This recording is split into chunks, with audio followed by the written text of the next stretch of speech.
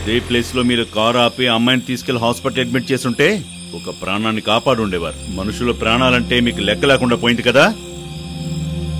ఇదిగో కృష్ణమూర్తి, వీళ్ళు ఏం చేద్దాం చెప్పయ్యా. న్యాయం ప్రకారం చూస్తే మనసాక్షి లేని వీళ్ళిద్దరిని మర్డర్ చేసేయాలి సార్. సార్ లాకప్ లో వేసి ఎఫ్ఐఆర్ రాసి మక్కలు ఎరగొట్టాలి సార్. నువ్వు అర్చన, మీకు తెలియని చట్టాలుంటాయా సార్? అయితే నువ్వే చెప్పవయ్యా, ఏం చేయమంటావు? సార్ ఏదో తెలియకుండా జరిగిపోయింది సార్, మీరే ఏదో ఒకటి చేయాలి. అయితే విషయం బయటకు పొక్కకుండా ఇక్కడతో క్లోజ్ చేసేద్దామంటావు. అలా అయితే మీ నాన్నకి ఫోన్ చేసి 5 లక్షలు తీసుకురమ్మని చెప్పు. నేను ఈ మ్యాటర్ వేరేలాగా డీల్ చేస్తాను. 5 లక్షలా? సార్ ఇది మీకే ఓవర్గా అనిపించట్లేదా? ఏదో 40-50 వేలు అంటే అడ్జస్ట్ చేసేవాడిని. కొంచెం ఆలోచించి అడగండి సార్. చేసిందేమో హత్య, 5 లక్షలు నీకు ఎక్కువగా కనిపిస్తున్నాయంట్రా? సార్ అంతలా చెప్తున్నారు కదా, మీ నాన్నగారికి కాల్ చేయండి ప్లీజ్. సారీ సార్, నేను సార్ నా ఫోన్లో ఛార్జింగ్ లేదు, కార్లో ఛార్జర్ లేదు, స్విచ్ ఆఫ్ అయిపోయింది సార్. కారులో ఛార్జర్ ఉందో లేదో కూడా తెలుసుకోకుండా అంత అర్జెంటుగా బయలుదేరి వచ్చేసారా మీరు? సార్ నా ఫోన్లో కూడా ఛార్జింగ్ లేదు సార్. అబద్ధం సార్.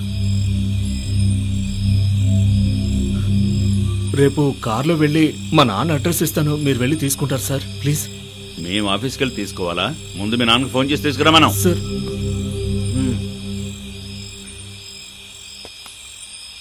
సార్ ఒక్క నిమిషం సార్.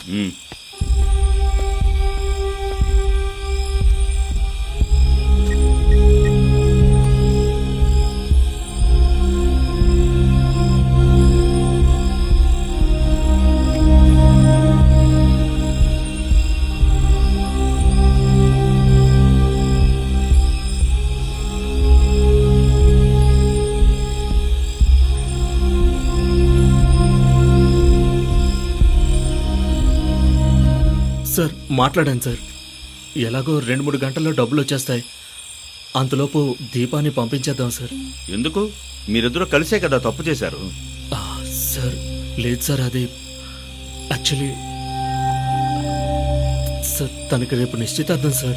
పెళ్లి కొడుకు నువ్వు లేకుండా నిశ్చితార్థం జరిగిపోద్దా? సార్ నేను స్ట్రైట్గా పాయింట్ చెప్పేస్తాను సార్, పెళ్లి కొడుకు నేను కాదు సార్, తనకి వేరే వాళ్ళతో రేపు నిశ్చితార్థం. విన్నారు కదా సార్. లేదు సార్, ఏదో రీజన్ వల్ల మా 2 కుటుంబాలకి మా లవ్ ఇష్టం లేదు సార్, వాళ్ళని ఒప్పించడం కుదరలేదు.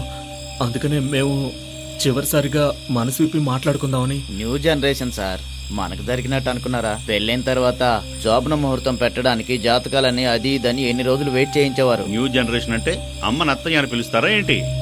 అయ్యో అది కాదు సార్, నేను ఇక్కడి నుంచి వెళ్ళిపోవచ్చా సార్? వెళుదులే గానీ ముందు ఇక్కడికి డబ్బు రానివ్వు. వెళ్ళి బండిలో కూర్చోండి.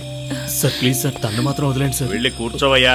ఏ దీపా సార్, అయితే ఈ కారు బండి ఇక్కడే ఉంచి స్టేషన్ కి ఫోన్ చేసి కానిస్టేబుల్ నుంచి చూసుకోమను ఎంక్వైరీ కోసం. Okay sir.